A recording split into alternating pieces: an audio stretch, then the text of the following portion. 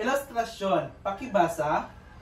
Nangangahulugan ng pinta o guhit at nagbibigay ng detalyadong impormasyon. Mga larawan na naglalaman ng deskriptibong pangyayari sa patungkol sa isang bagay o kwento. Sa ilustrasyon, kailangan ng detalyadong impormasyon sa isang larawan. Sa larawang ito, makikita na ang mga bata ay masayang naglalaro. Otipikong kagamitan. Pakibasa. Eye-catching graphics. Ginagamit upang makuha ang mensahe. Sa eye-catching graphics, kailangan gamitin ang isang larawan na madaling maintindihan ng mga audience o mag-aaral o ng guro. So dito makikita na ang larawan ay madaling maintindihan ng isang observer. Poster. Makabuluhan at nagbibigay motibasyon sa mag-aaral sa matalinong pagkatuto at nagagawa rin itong ihayag ang tunay na nilalaman at istruktura ng lingwahe. Sa poster, may dalawang uri ng poster. Una, ang larawan at ang may teksto. So, dito makikita at alam natin na kayong lahat ay magaling gumawa ng mga poster. So, madali na lang yan para sa inyo. Sunod ang teknolohiya. Basahin.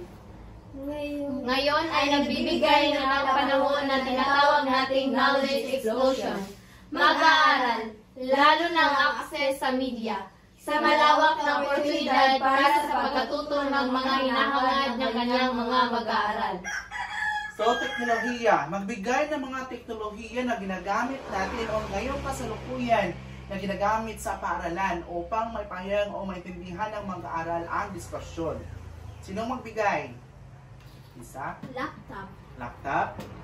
Projector. Projector. Cellphone. Cellphone.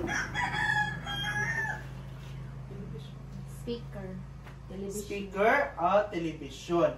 So itong mga makabagong teknolohiya na ito ay ginagamit upang madaling maintindihan ng mga mag-aaral at magamit ang mga asynchronous na klase.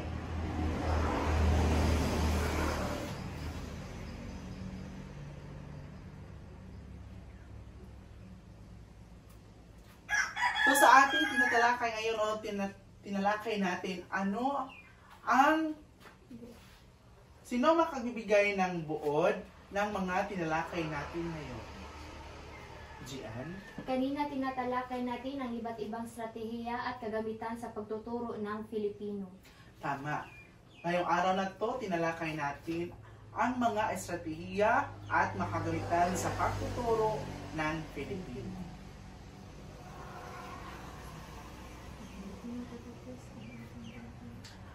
Yun lamang at dito nagtatapos ang ating magsitayo.